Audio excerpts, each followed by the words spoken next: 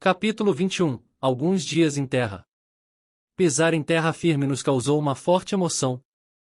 Ned Land revolvia o solo com o pé, como se para tomar posse dele.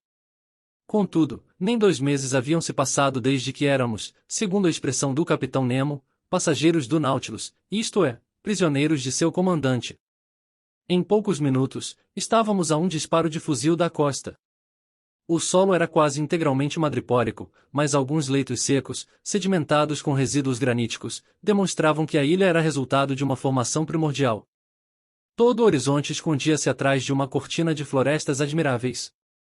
Árvores enormes, às vezes alcançando 60 metros de altura, ligavam-se uma à outra por guirlandas de cipós, verdadeiras redes naturais, embaladas por uma brisa ligeira. Eram mimosas, ficus, casuarinas, tecas, hibiscos, vacuais, palmeiras, profusamente emaranhadas, e sob o abrigo de sua abóbada verdejante, ao pé de seus gigantescos caules, cresciam orquídeas, leguminosas e samambaias. Ignorando todos esses belos espécimes da flora paposiana, o canadense trocou o agradável pelo útil avistando um coqueiro, derrubou alguns cocos e quebrou-os. Bebemos sua água e comemos sua polpa com uma satisfação que protestava contra o cardápio do Nautilus. Excelente! Exclamava Ned Land. Delicioso! Acrescentava Conselho. E não creio, disse o canadense, que o seu capitão Nemo se opõe a se levarmos uma carga de cocos a bordo.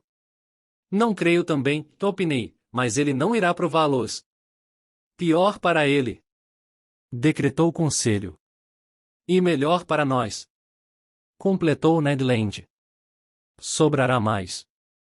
Apenas um detalhe, mestre Land, eu disse ao arpoador, que já se dispunha a devastar outro coqueiro, a ideia do cocô é boa, mas, antes de abarrotarmos o escaler, parece-me sensato verificar se a ilha não produz alguma substância não menos útil. Legumes frescos seriam bem recebidos na despensa do Nautilus.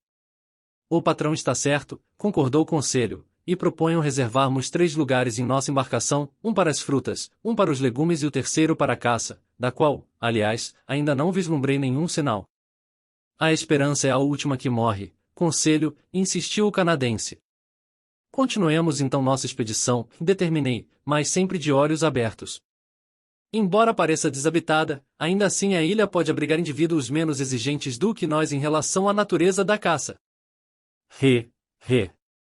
Divertiu-se Ned Land, com um movimento de maxilar bastante significativo. Ouviu bem, Ned? Alfinetou o Conselho.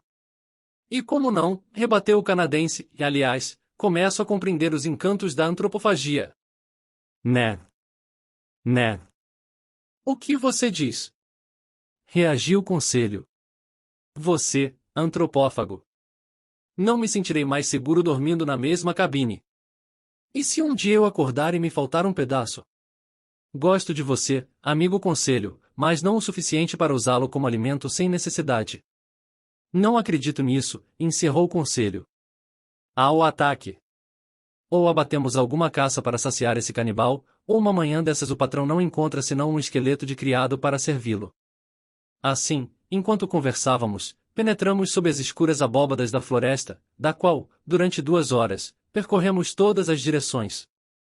O acaso nos proporcionou uma bela coleta de vegetais comestíveis e um dos produtos mais úteis das zonas tropicais, um alimento precioso e que faltava a bordo. Refiro-me a fruta-pão, muito abundante na ilha Gueboroar, onde observei principalmente a variedade desprovida de sementes, que os malaios chamam de rima.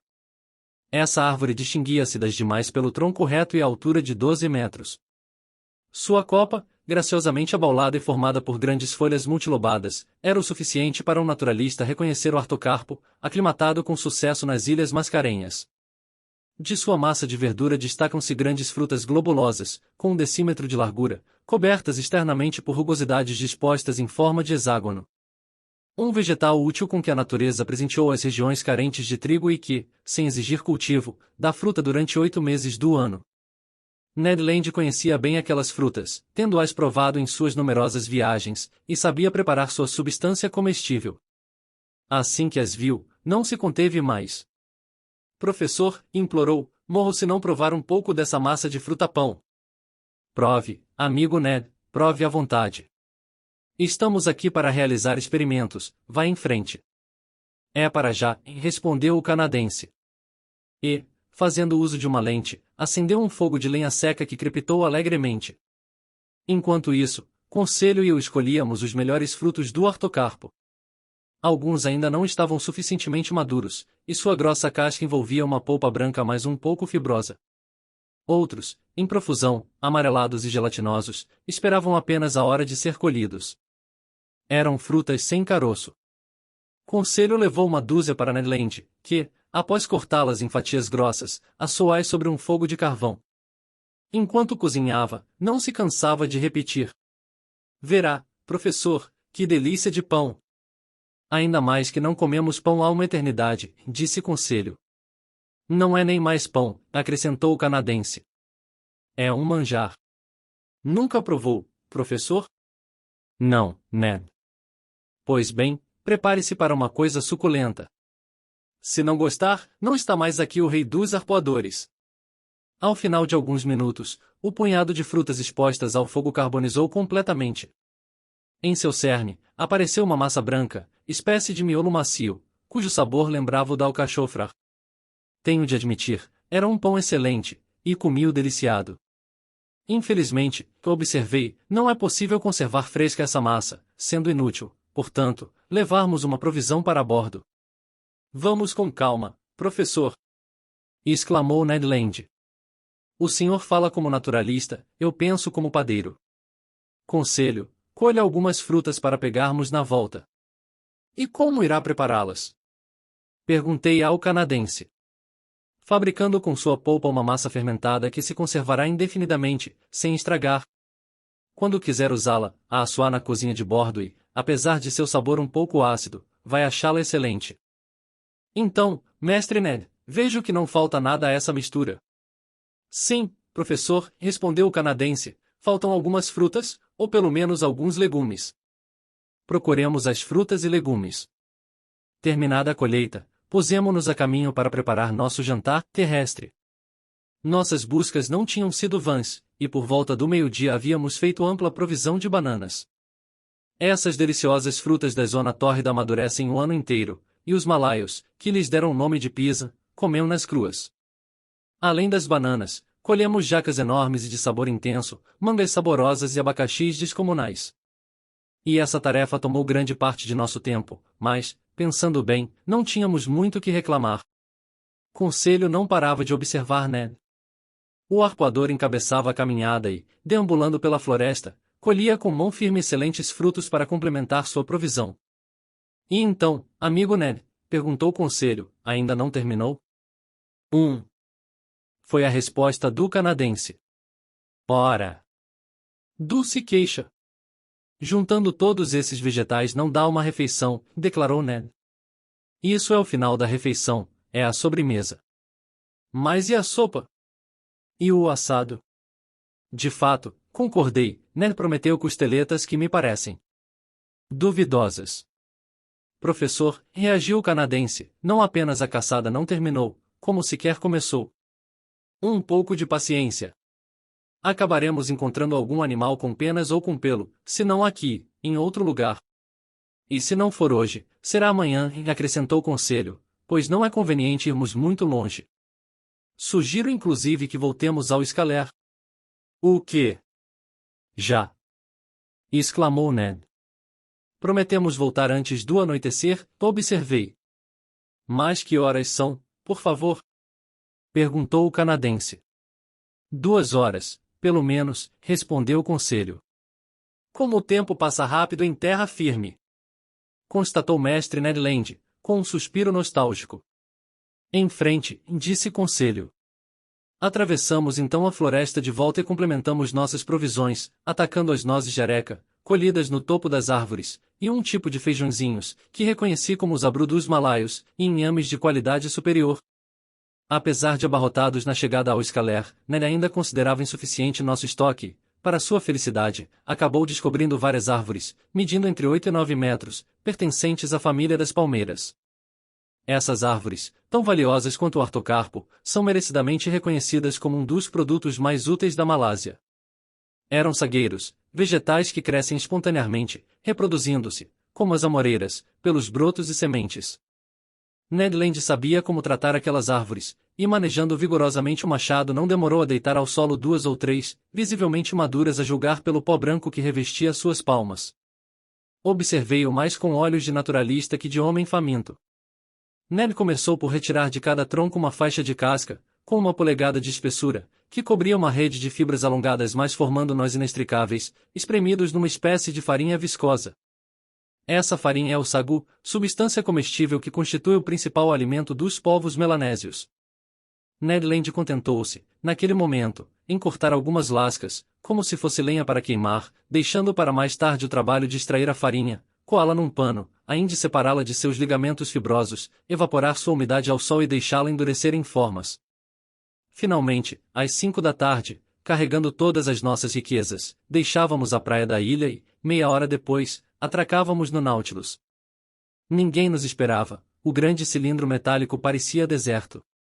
Embarcadas as provisões, desci ao meu quarto, encontrando lá uma ceia já posta. Comi e depois dormi. No dia seguinte, 6 de janeiro, nada de novo a bordo. Nenhum barulho no interior, nenhum sinal de vida.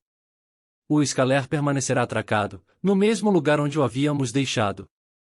Resolvemos voltar à ilha Geboroar. Ned Land esperava ter mais sorte do que na véspera, do ponto de vista do caçador, e desejava visitar a outra parte da floresta. Partíamos ao amanhecer. O Scaler, impelido pela maré, não demorou a tocar em terra. Ao desembarcarmos, julgando preferível confiar em seu instinto, seguimos Ned Land, cujas pernas compridas ameaçavam distanciar-se de nós.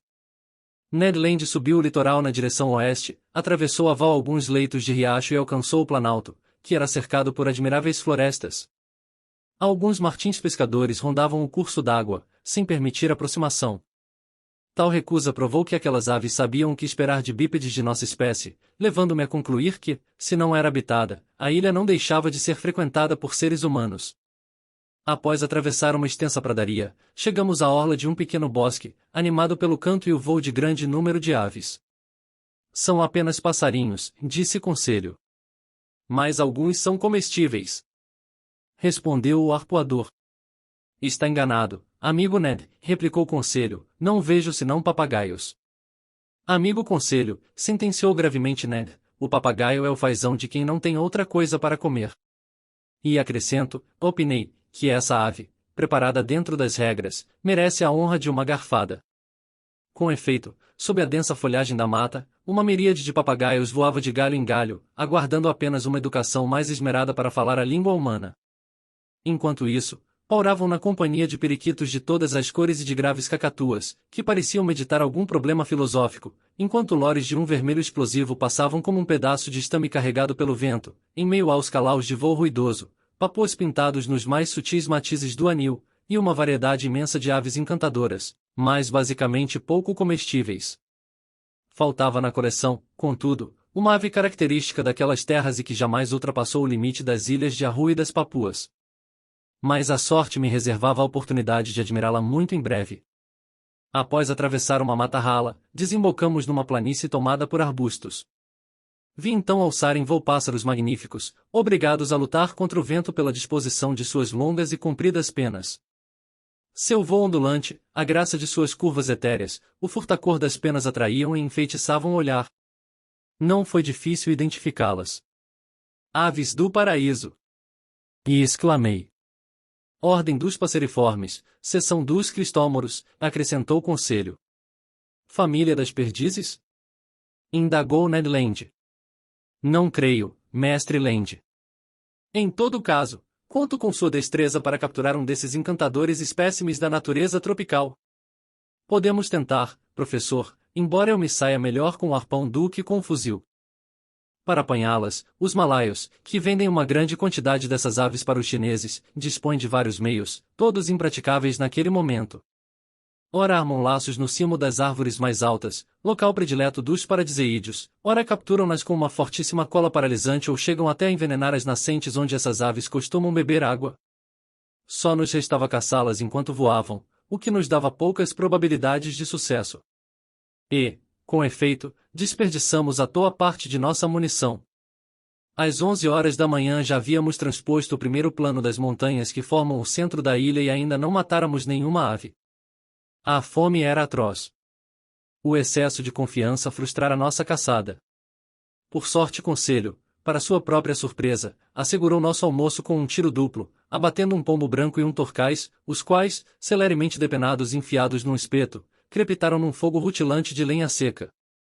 Enquanto aqueles interessantes animais eram assados, Ned preparou as frutas do artocarpo. Devoramos o pombo e o torcais até os ossos, achando-os excelentes. A noz moscada, com que eles vivem a se fartar, perfuma-lhes a carne, transformando-a num manjar delicioso. É como se capões fossem engordados com trufas, disse Conselho. E agora, Ned, o que lhe falta? Perguntei ao canadense. Uma caça de 4 patas, professor Aronnax, respondeu Ned Land. Todos esses pombos não passam de petiscos e tira-gostos. Enquanto não matar um animal com costeletas, não sossego. Nem eu, Ned, se não capturar um paradiseídeo. Continuemos então a caçada, sugeriu o Conselho, mas retornando na direção do mar. Chegamos às primeiras escarpas, melhor voltarmos para a mata. Era uma opinião sensata, e foi seguida. Após 1 hora de caminhada, havíamos alcançado uma verdadeira floresta de sagueiros. Algumas cobras inofensivas fugiam à medida que avançávamos. As aves do paraíso esquivavam-se à nossa aproximação e eu já perdia a esperança de alcançá-las, quando o Conselho, que encabeçava a marcha, abaixou-se subitamente, deu um grito de triunfo e veio na minha direção, trazendo um magnífico paradiseídeo. Bravo, Conselho! E exclamei. O patrão está exagerando, e respondeu o Conselho. Em absoluto, meu rapaz. Foi um tiro de mestre. Capturar vivo um desses pássaros, e ainda por cima com a mão. Se o patrão se dispuser a examinar de perto, verá que não tive grande mérito. E por quê, Conselho? Porque esta ave está bêbada feito um gambá. Bêbada? Sim, patrão, bêbada da noz moscada que ela estava devorando sob a moscadeira onde a peguei. Veja, amigo Ned, veja os monstruosos efeitos da embriaguez. Engraçadinho, disse o canadense. Pelo que bebi de gin nos últimos 2 meses, não tenho por que ser recriminado. Enquanto isso, eu examinava a curiosa ave. Conselho não se equivocara. O paradiseídeo, embriagado pelo sumo inebriante, vacilava, e, incapaz de voar, mal caminhava. Mas isso pouco me preocupou, e deixei-o digerir sua noz moscada. Aquele espécime pertencia à mais bela das 8 variedades que encontramos na Papuásia e ilhas vizinhas. Era o paradiseídeo conhecido como esmeraldino, um dos mais raros. Mídia 3 decímetros de comprimento. A cabeça era relativamente pequena, os olhos, igualmente pequenos, acomodavam-se perto da abertura do bico. Exibia uma maravilhosa combinação de tons, amarelo no bico, marrom nas patas e unhas, as asas cor de avelã e púrpura nas pontas, amarelo claro na cabeça e no dorso do pescoço, esmeralda no papo e castanho escuro na barriga e no peito. 2 hastes córneas e flexíveis erguiam-se acima de sua cauda, prolongando-se em longas plumas levíssimas, de uma delicadeza admirável, o que dava o toque final nessa maravilhosa ave que os nativos apelidaram poeticamente de ave do sol. Tudo o que eu queria era levar aquele soberbo espécime dos paradiseídeos para Paris, a indidoá-lo ao jardim zoológico, que não possui nenhum vivo. Quer dizer que é muito raro? Perguntou o canadense, no tom do caçador que estima bem pouco a caça do ponto de vista da arte. Raríssimo, caro colega, e sobretudo dificílimo de ser capturado vivo. A propósito, mesmo mortas, essas aves continuam objeto de um intenso comércio. Daí os nativos terem passado a fabricá-las como fabricamos pérolas ou diamantes. O quê? Admirou-se Conselho. Eles fabricam aves do paraíso falsas? Foi exatamente o que eu disse, Conselho. E o patrão conhece o procedimento dos indígenas? Perfeitamente. Na época das monções leste, os paradiseídeos perdem as magníficas plumas que ornamentam sua cauda, chamadas pelos especialistas de subalares. São essas plumas que os falsificadores de aves recolhem e enxertam com habilidade em alguma pobre maritaca previamente mutilada. Em seguida, tingem a sutura, invernizam a ave e expedem os produtos dessa peculiar indústria para os museus e colecionadores da Europa. Genial! Vibrou Ned Land. Se não é a ave, não deixam de ser suas penas, e, contanto que o espantalho não se destine à mesa, não vejo nada de mal nisso. Se eu satisfiz meu desejo com a posse daquele paradiseídeo, o mesmo não aconteceu com o canadense.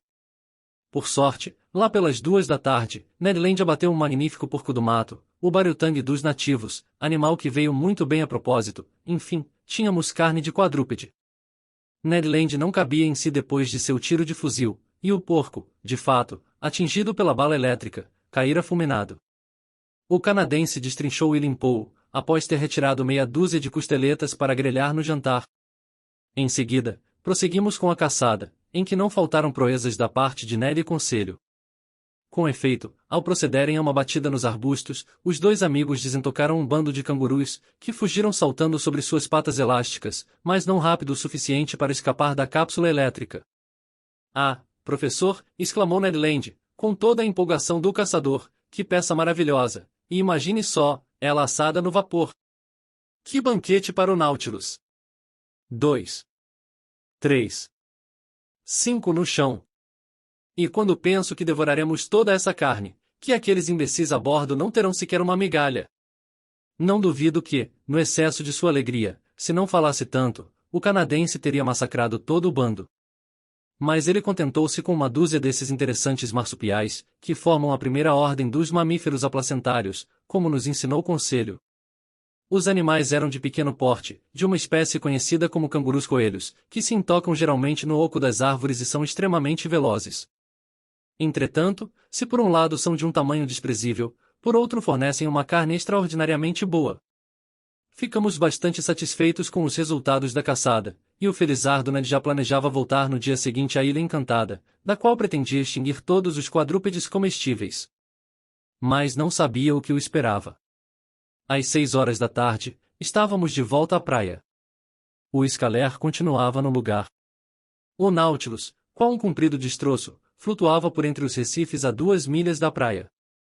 Ned Land, exímio cozinheiro, concentrou-se imediatamente na grande questão do jantar. As costeletas de bariutangue, grelhadas na brasa, logo espalharam um aroma delicioso, perfumando a atmosfera. Agora percebo que me deixei arrebatar, como o canadense. Eis-me em êxtase diante de um porco grelhado. Que os leitores me perdoem, como perdoei a mestre Land pelos mesmos motivos. Resumindo, o jantar foi excelente. 2 torcazes completaram o extravagante cardápio. A massa de sagu, a fruta-pão, mangas, meia dúzia de abacaxis e a água de cocô fermentada fizeram nossa alegria. Acho inclusive que as ideias de meus dignos companheiros já não apresentavam toda a clareza desejável. E se não retornássemos ao Nautilus esta noite? Sugeriu o Conselho. E se não voltássemos nunca mais? Acrescentou Ned Land. Naquele momento uma pedra caiu aos nossos pés, ceifando pela raiz a ousadia do arpoador.